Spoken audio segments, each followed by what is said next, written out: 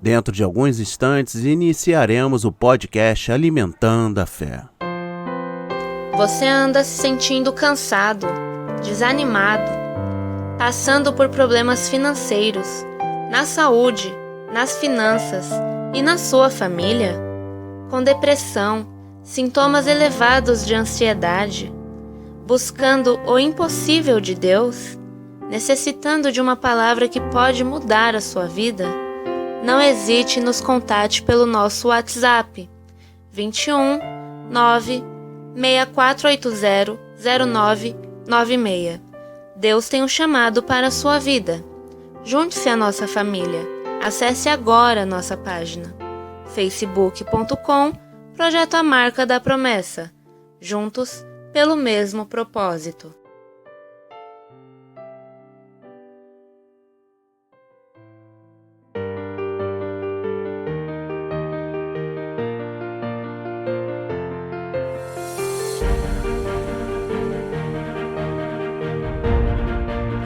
Podcast Alimentando a Fé, um encontro com Deus através da meditação.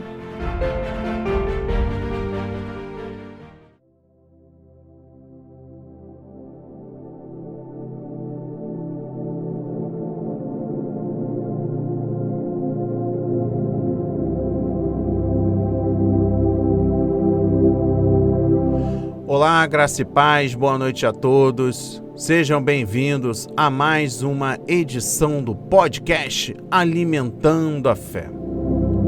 No tema de hoje, em reflexões bíblicas, em que situações Deus permite o divórcio na Bíblia. Para vocês que estão chegando agora, sejam bem-vindos. Peço que antes do término do vídeo aqui no YouTube, você se inscreva em nosso canal, ative o sininho, dê o like, comente, compartilhe. É importante para o Ministério de Cristo. Estamos nas principais plataformas de podcast: Anchor, Spotify, Applecast, entre outros. Peço que você dedique alguns minutos valorosos da sua vida a entender a mensagem nesta noite. Para você que está ouvindo hoje, na quarta-feira, mas para você que estará acessando posteriormente, bom dia, boa tarde ou boa noite, não sei exatamente o horário, mas eu creio, em nome de Jesus, que Deus vai restaurar a sua confiança e fé nele, para que você consiga compreender a verdade revelada para a sua vida. Em que situações Deus permite o divórcio na Bíblia? Existem duas condições bem específicas que permitem o divórcio na Bíblia. Elas foram estipuladas pelo Senhor Jesus e pelo apóstolo Paulo, respectivamente. Primeiro, imoralidade sexual. No livro de Mateus, capítulo 5, versículos 31 e 32, a palavra diz: foi dito, aquele que se divorciar de sua mulher deverá dar-lhe certidão de divórcio. Mas eu digo que todo aquele que se divorciar de sua mulher, exceto por imoralidade sexual, faz que ela se torne adúltera. E quem se casar com a mulher divorciada estará cometendo adultério. Segundo ponto, abandono pelo cônjuge incrédulo. Mas, se o não crente quiser separar-se, que se separe.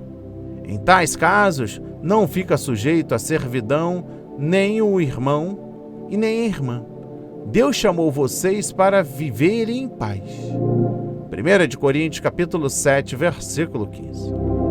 Essas duas situações são aceitas hoje pela maioria dos teólogos evangélicos. Esses dois motivos são chamados cláusulas de exceções.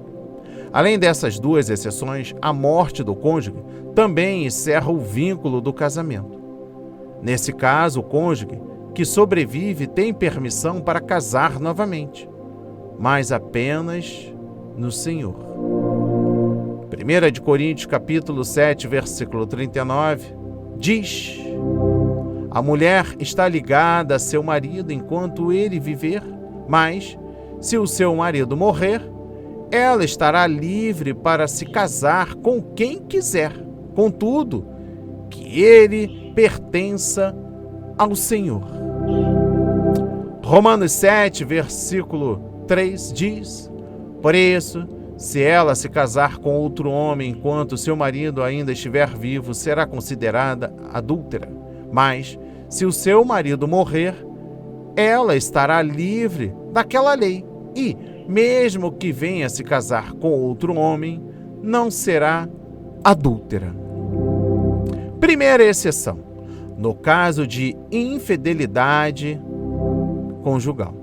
O ensino de Jesus sobre o divórcio no Novo Testamento pode ser encontrado nos 3 evangelhos sinópticos, Mateus, Marcos e Lucas. Além do texto mencionado aqui no podcast, Mateus 5, versículos 31 e 32, esse tema é tratado nos seguintes textos. Em Mateus 19, versículos 3 a 9, diz: alguns fariseus aproximaram-se dele para pô-lo à prova e perguntaram-lhe: é permitido ao homem divorciar-se de sua mulher por qualquer motivo? Ele respondeu: vocês não leram que, no princípio, o Criador os fez homem e mulher? E disse: por essa razão o homem deixará pai e mãe e se unirá à sua mulher, e os dois se tornarão uma só carne. Assim, eles já não são dois, mas sim uma só carne. Portanto, o que Deus uniu, ninguém separe. Perguntaram eles, então, por que Moisés mandou dar uma certidão de divórcio à mulher e mandá-la embora? Jesus respondeu: Moisés permitiu que vocês se divorciassem de suas mulheres por causa da dureza de coração de vocês. Mas não foi assim desde o princípio. Eu digo que todo aquele que se divorciar de sua mulher, exceto por imoralidade sexual, e se casar com outra mulher, estará cometendo adultério. No livro de Marcos, capítulo 10, versículos 2 a 12, diz: alguns fariseus aproximaram-se dele para pô-lo à prova, perguntando: é permitido ao homem divorciar-se de sua mulher? O que Moisés ordenou a vocês? Perguntou ele. Eles disseram: Moisés permitiu que o homem lhe desse uma certidão de divórcio e mandasse embora. Respondeu Jesus: Moisés escreveu essa lei por causa da dureza de coração de vocês. Mas no princípio da criação Deus os fez homem e mulher. Por esta razão o homem deixará pai e mãe e se unirá à sua mulher, e os dois se tornarão uma só carne. Assim eles já não são dois, mas sim uma só carne. Portanto, o que Deus uniu, ninguém o separe. Quando estava em casa novamente, os discípulos interrogaram Jesus sobre o mesmo assunto. E ele respondeu: todo aquele que se divorciar de sua mulher e se casar com outra mulher estará cometendo adultério contra ela. E, se ela se divorciar de seu marido e se casar com outro homem, estará cometendo adultério. E por fim, livro de Lucas, capítulo 16, versículo 18 diz: quem se divorciar de sua mulher e se casar com outra mulher estará cometendo adultério, e o homem que se casar com uma mulher divorciada estará cometendo adultério. No entanto, somente o Evangelho de Mateus apresenta uma exceção para o divórcio. Preste atenção: o divórcio na época de Jesus. Na época de Jesus, o divórcio e o novo casamento eram amplamente aceitos e praticados. Os judeus tomavam como base o texto de Deuteronômio, capítulo 24, versículos 1 a 4, como uma referência para legitimar o divórcio. O versículo 1 desse texto apresenta um critério para o divórcio.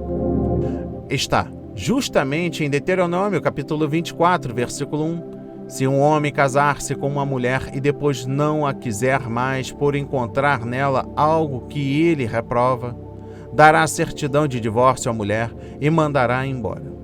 A expressão algo que ele reprova, traduzida em outras versões como coisas indecente ou vergonhosa, gerou muita confusão entre os judeus. O que seria coisa indecente em Deuteronômio, capítulo 24, versículo 1? O que significa coisa inocente, exatamente? Duas escolas de interpretação bíblica judaica predominavam na época de Jesus. Primeiro, a escola do Rabino Shammai, que era mais restrita interpretava a palavra coisa indecente ou vergonha como imoralidade sexual antes ou depois do casamento, ou um comportamento indecente que poderia não envolver um ato sexual consumado. Segundo a escola do rabino Hillel, pai ou avô de Gamaliel, de Atos 5, versículo 34, mestre do apóstolo Paulo no judaísmo, conforme Atos 22, versículo 3, que tinha uma postura mais liberal, afirmava que coisa indecente era qualquer coisa que incomodasse o esposo. Aqueles que seguiam essa interpretação permitiam o divórcio por qualquer motivo, incluindo a esposa não cozinhar bem. Os fariseus eram mais rigorosos na interpretação da lei. No entanto, a interpretação mais aceita naquela época, era a posição liberal de Hillel. Segundo ponto, o confronto de Jesus com os fariseus sobre o divórcio.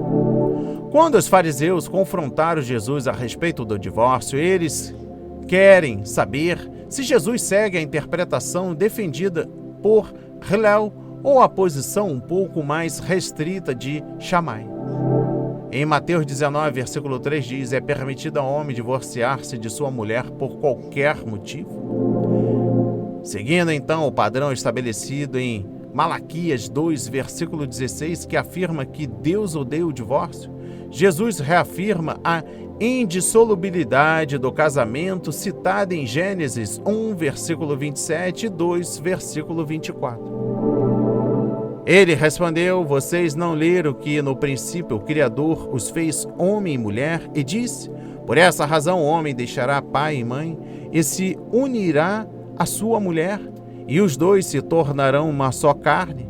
Assim eles já não são dois, mas sim uma só carne. Portanto, o que Deus uniu, ninguém separe. Mateus 19, versículos 4 a 6. O ensino de Jesus enfatiza que o casamento era uma união permanente entre um homem e mulher. Entretanto, eles insistem no questionamento citado no texto de Deuteronômio, capítulo 24, versículo 1.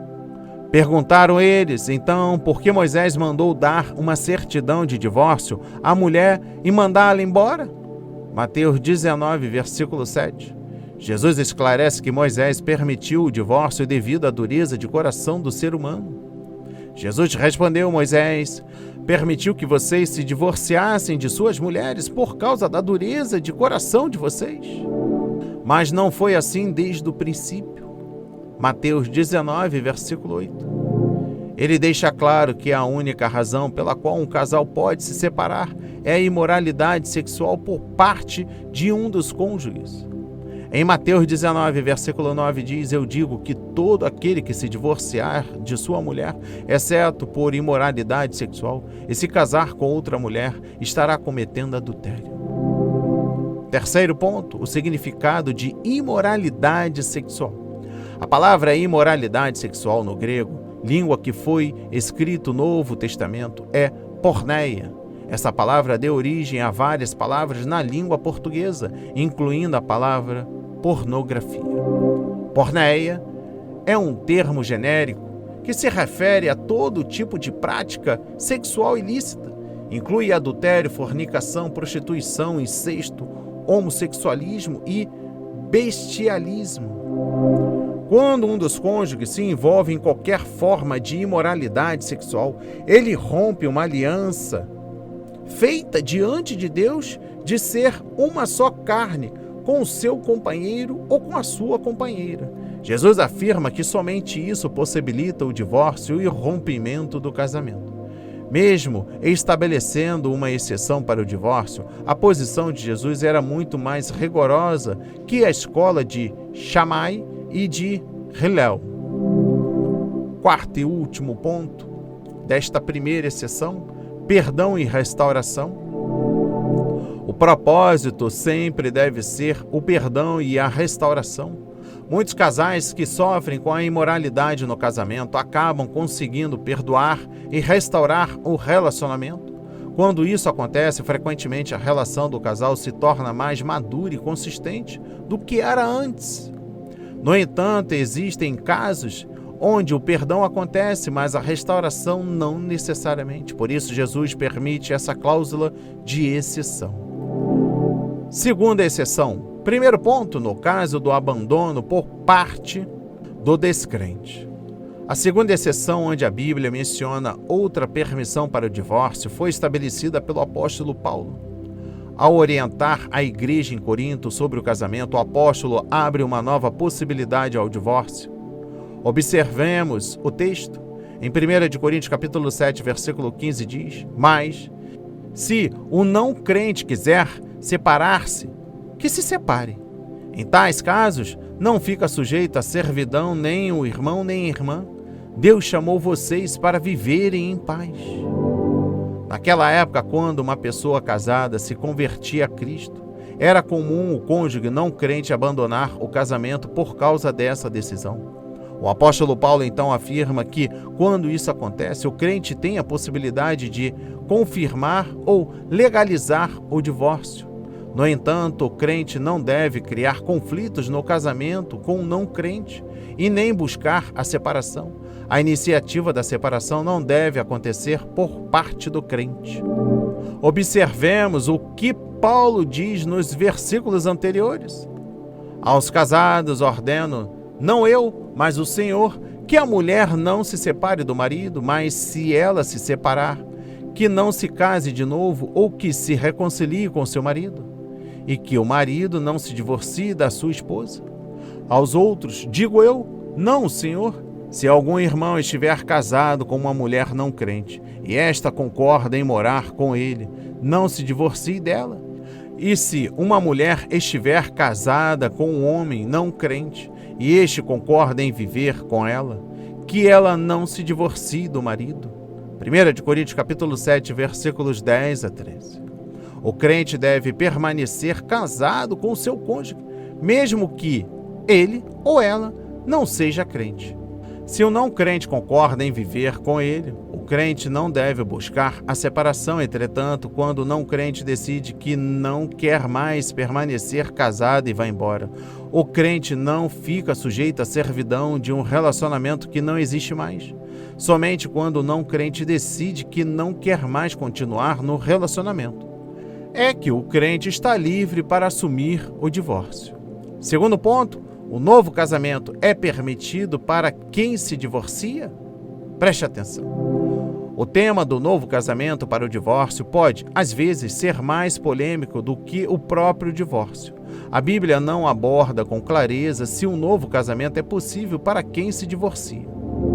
Isso porque tanto Jesus quanto Paulo, quando tratam do assunto, não defendem a legalização, mas combatem a banalização do divórcio. A Bíblia, quando aborda o assunto, enfatiza a importância do casamento e não a possibilidade do divórcio. Por isso, essas duas menções sobre a possibilidade do divórcio são chamadas de cláusulas de exceção.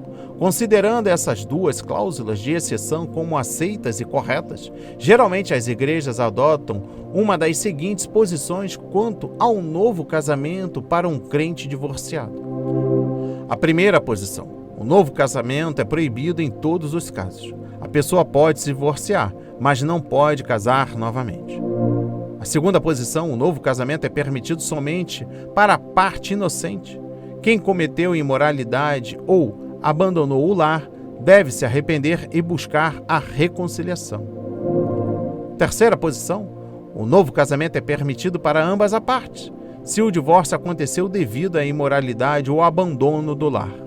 A reconciliação não é possível. O novo casamento é permitido para ambas as partes. Terceiro e penúltimo ponto: realidade atual. Assim como na época de Jesus, hoje o casamento também é tratado com banalidade. As pessoas buscam a separação por qualquer motivo.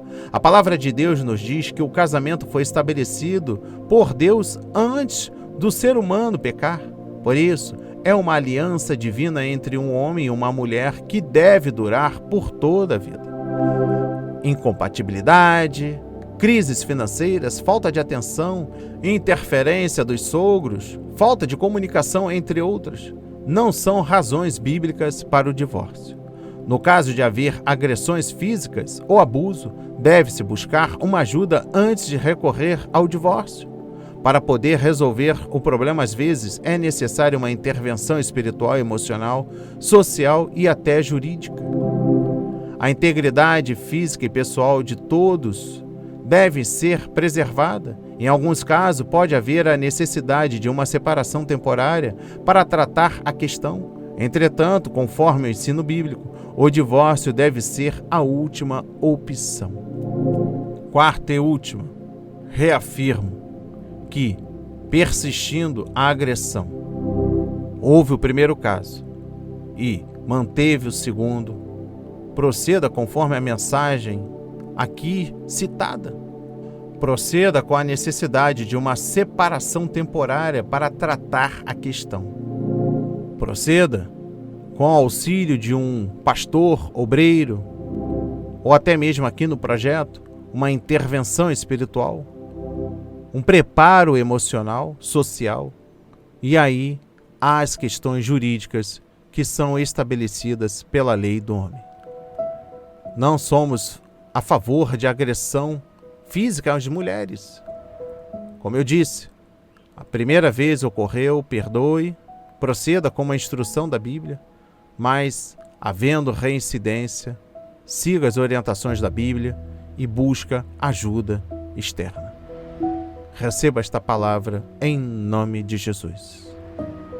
Pai amado, bendito Senhor, meu Deus e meu Pai, muito obrigado pela palavra que foi semeada nesta noite.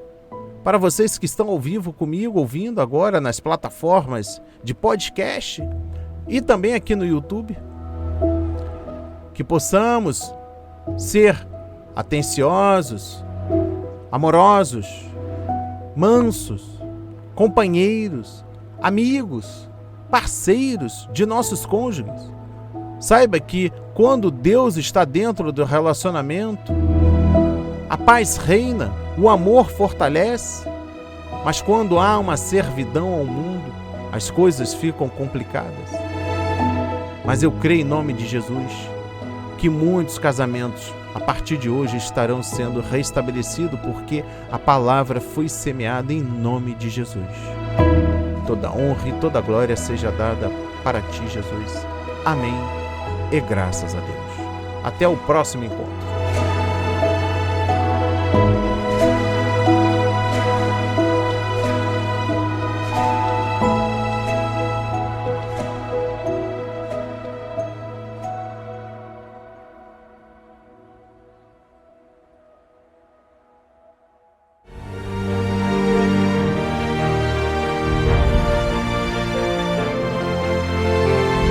Estamos encerrando o Alimento de Fé.